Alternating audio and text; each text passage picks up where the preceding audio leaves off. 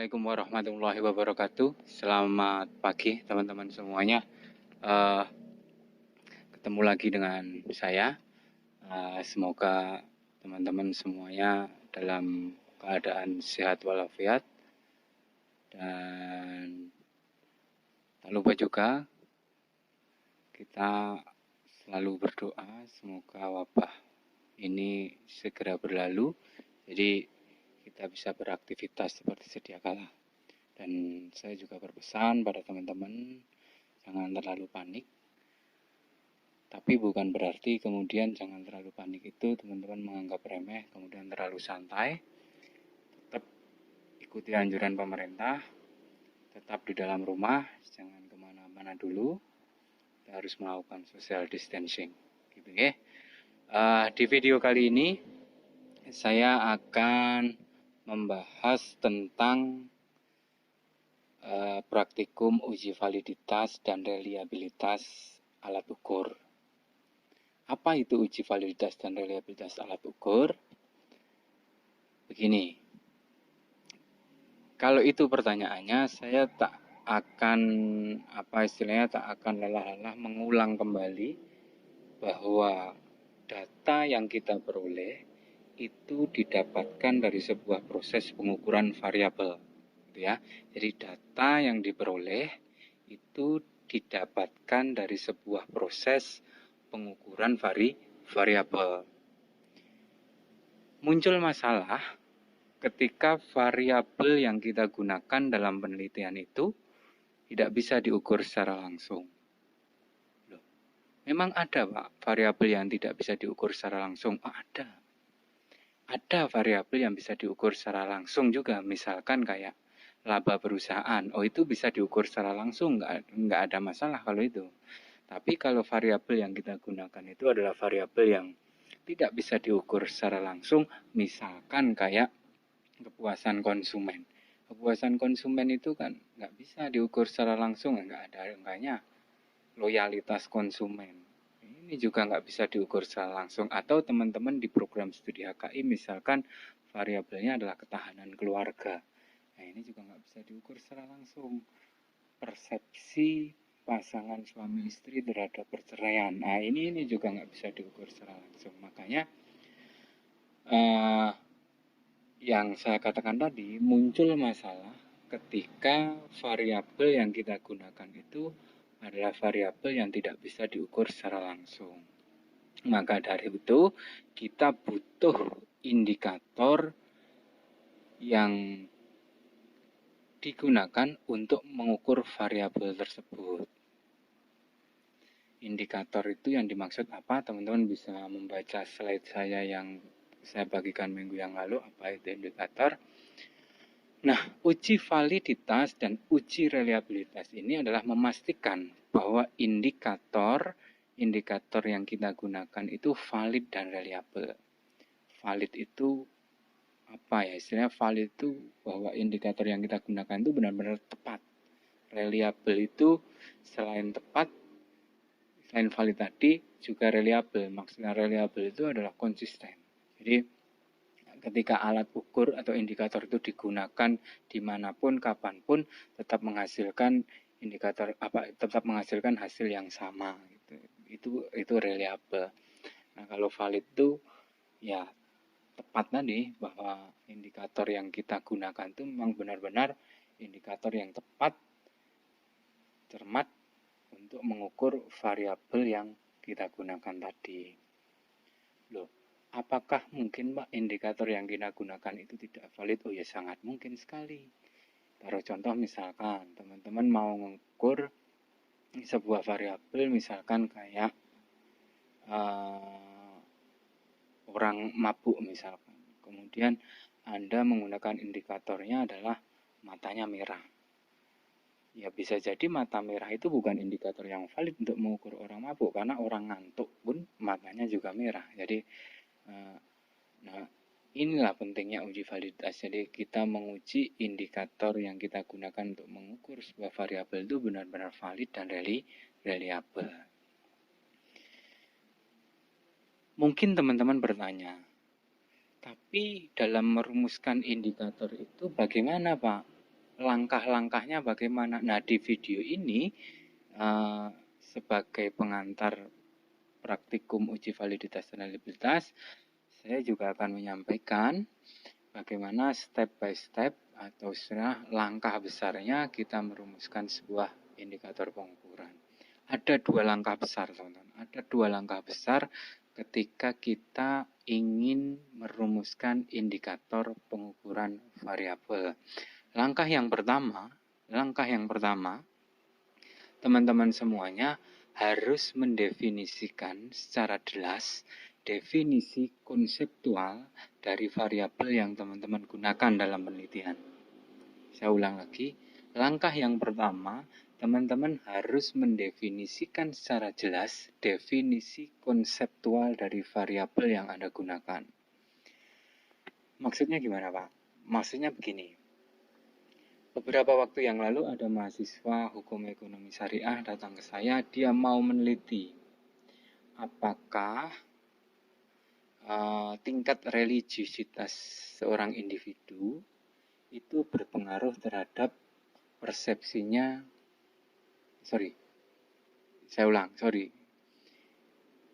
mahasiswa tersebut ingin meneliti tentang apakah tingkat religiusitas dari individu itu berpengaruh terhadap pandangannya tentang penerapan hukum Islam di Indonesia. Jadi dia ini ingin meneliti tingkat religiusitas seorang individu terhadap persepsi penerapan hukum Islam di Indonesia. Paham ya? Mohon maaf, agak belibet dikit. Jadi, nah ini penting. Saya bilang ke mahasiswa tersebut, Mbak, berarti langkah yang harus Anda lakukan adalah mendefinisikan secara jelas definisi konseptual dari variabel religiusitas. Itu yang pertama. Kemudian variabel yang kedua adalah persepsi penerapan hukum Islam. Itu harus Anda definisikan secara jelas. Tapi saya ambil contoh satu misalkan tentang variabel yang religiusitas. Dia mesti mendefinisikan definisi konseptual dari variabel religiusitas itu secara jelas.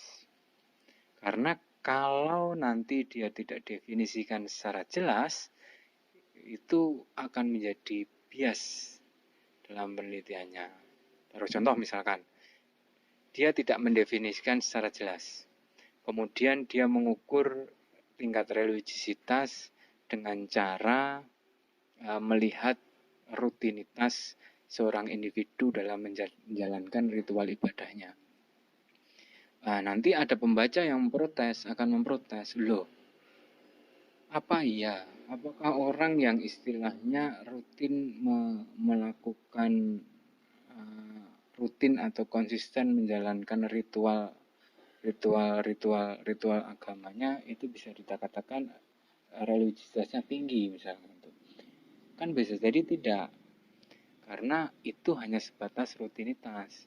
Padahal aspek spiritual itu adalah aspek yang mendalam. Itu mungkin ada yang protes begitu.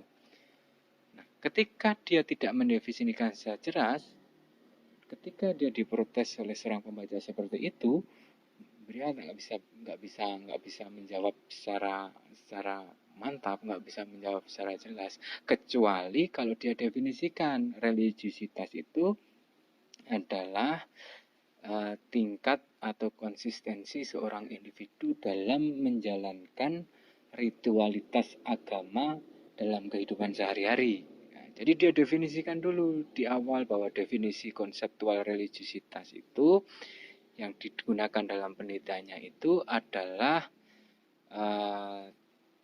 konsistensi atau intensitas seorang individu dalam menjalankan ritual agama dalam kehidupan sehari-hari. Nah, nanti ketika sudah definisikan secara jelas, ada orang yang memprotes, loh saya kan memang mendefinisikan religiusitas secara konseptual adalah itu. Makanya saya mengukurnya dengan menggunakan seberapa sering dia melakukan rutinitas ritual keagamaannya di dalam kehidupan sehari-hari. Jadi tidak jadi masalah ketika ada orang yang memprotes seperti itu.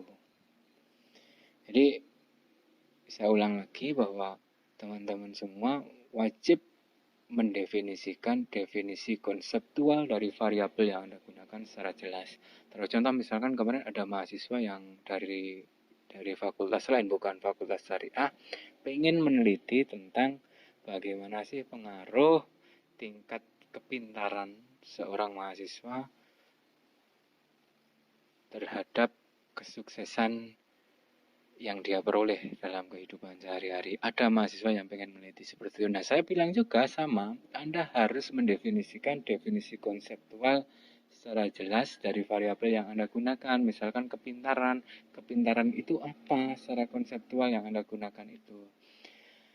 Ketika nanti Anda tidak definisikan secara konseptual secara jelas variabel kepintaran itu, kemudian Anda mengukur kepintaran itu dengan melihat berapa tingkat IPK yang dimiliki oleh seorang mahasiswa, bisa jadi ini akan menimbulkan perdebatan yang sangat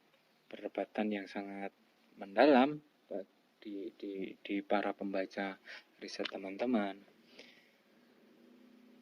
Hal itu tidak akan terjadi ketika si mahasiswa tadi sudah mendefinisikan definisi konseptual secara jelas dari variabel kepintaran tersebut. Misalkan variabel kepintaran ini didefinisikan sebagai tingkat intelektualitas seorang mahasiswa dalam meraih prestasi akademik, misalkan begitu. Kemudian dia mengukurnya dengan melihat IPK dari mahasiswa. Iya, berarti nanti kalau ada yang protes, loh orang pintar nggak dilihat dari IPK aja loh. Dia bisa menjawab, di dalam penelitian saya ini, saya memang fokus pada kemampuan intelektual secara akademis. Coba deh lihat lagi, baca lagi riset saya di definisi konseptual. Nah, nanti akhirnya yang membaca pun mandok-mandok, oh iya ya. Jadi memang definisi konseptual ini juga berguna untuk membatasi definisi dari variabel yang Anda gunakan. Jadi akhirnya tidak melebar kemana-mana. Jadi akhirnya perdebatan yang nantinya muncul itu akan menjadi semakin mengerucut, akan menjadi semakin fokus, gitu ya. Banyak teman-teman kok contoh di kehidupan kita sehari-hari ini, misalkan kayak orang meneliti tentang radikalisme, tapi radikalisme yang dia gunakan tidak didefinisikan secara konseptual. Maksudnya variabel radikalisme yang dia gunakan itu dia tidak mendefinisikan secara jelas definisi konseptualnya. Akhirnya ya perdebatannya pun terlalu melebar. Jadi ketika dia tidak mendefinisikan definisi secara konseptual, kemudian dia langsung tiba-tiba mengukur indikatornya, nah ini pasti aku yakin pasti akan terjadi perdebatan, dan perdebatannya tidak produktif karena tidak fokus, tidak spesifik perdebatannya. Jadi nggak ada istilahnya perdebatan yang fokus dan spesifik yang akhirnya berguna untuk penelitian selanjutnya.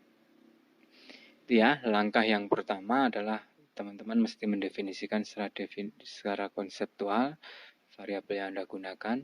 Ingat, definisi konseptual secara jelas. Setelah Anda mendefinisikan secara konseptual, langkah selanjutnya adalah Anda harus mendefinisikan secara operasional variabel yang Anda gunakan. Definisi operasional itu apa? Definisi operasional itu memuat atau istilahnya menampilkan bagaimana variabel yang Anda gunakan itu akan Anda ukur, akan Anda operasionalisasi dalam riset teman-teman. Taruh contoh misalkan gini nih, yang religiusitas tadi misalkan. Oh ya, setelah saya definisikan secara konseptual bahwa religiusitas itu adalah tingkat konsistensi seorang individu dalam menjalankan ritual agamanya dalam kehidupan sehari-hari, saya definisikan secara operasional. Di sini tingkat religiusitas adalah dengan cara melakukan observasi bagaimana mereka melakukan bagaimana mereka menjalankan rukun Islam dalam kehidupan sehari-hari. Jadi dia akan melihat apakah dia ini sholatnya aktif enggak 5 waktu, dia puasa Ramadan enggak, dia dia dia dia dia melakukan dia melakukan ibadah haji enggak. Nah, ini dengan cara seperti itu. Jadi definisi operasional itu adalah berbicara tentang bagaimana sebuah variabel itu dioperasionalkan dalam pengukurannya. Istilahnya bagaimana, kalau definisi konseptual tadi berbicara variabel ini apa sih? Nah, definisi operasional itu berbicara bagaimana cara mengukurnya. Terus contoh misalkan religiositas, saya definisikan operasional adalah persepsi seorang individu terhadap konsistensi menjalankan ritual agama misalnya. Nah, kalau saya operasionalkan dengan strategi mengukur persepsi atau opini, berarti nanti saya akan menggunakan survei, saya susun kuesionernya, ada indikator-indikatornya, kemudian nanti kuesioner tersebut setelah jadi saya sebar ke para responden, di mana item-item di dalam kuesioner itu adalah pernyataan-pernyataan yang berisi yang mencerminkan persepsi seorang individu atau opini seorang individu, ya kayak kuesioner yang kayak kemarin itu. Kuesioner yang teman-teman sebarkan itu kan semuanya adalah pernyataan-pernyataan, kemudian kita mengukur tingkat persepsi dari respondennya.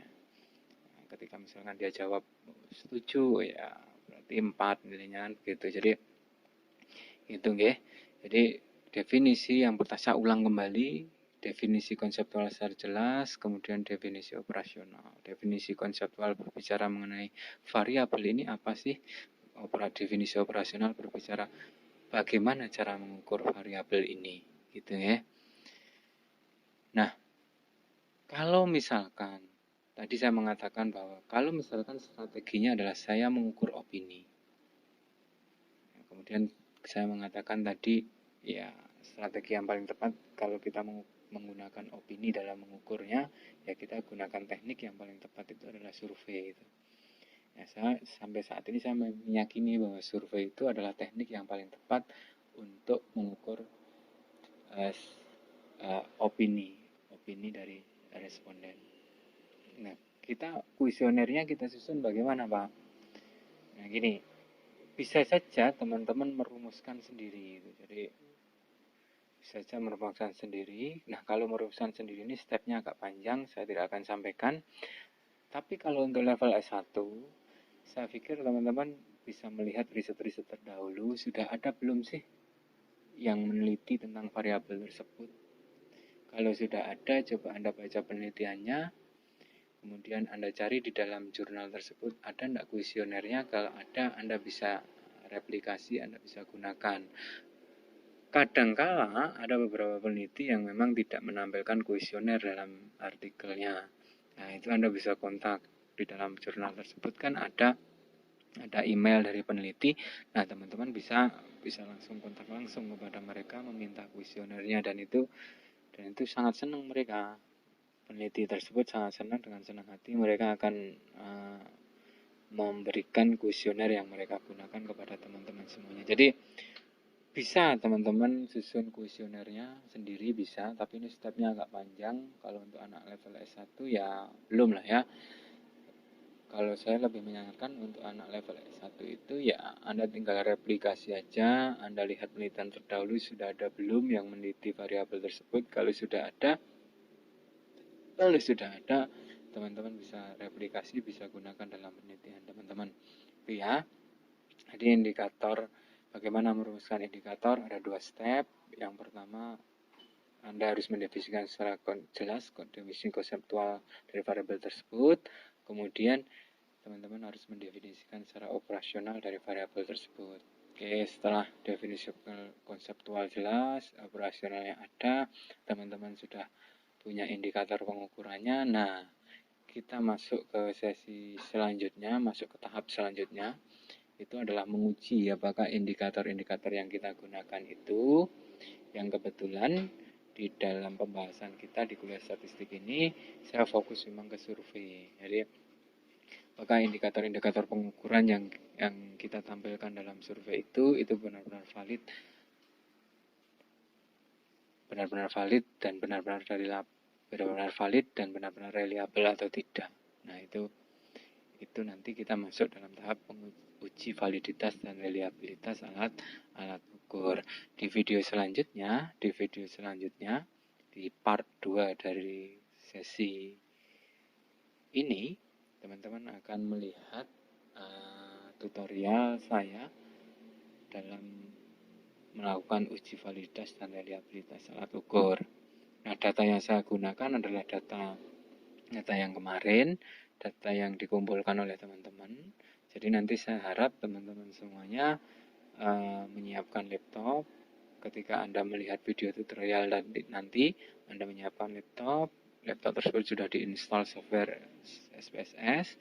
Nah, nanti tinggal teman-teman mengikuti tutorial dari video tersebut. Oke teman-teman, sekian dari saya di video part yang pertama ini. Nah, teman-teman nanti bisa lanjut part yang kedua. Oke, sekian dari saya. Wassalamualaikum warahmatullahi wabarakatuh.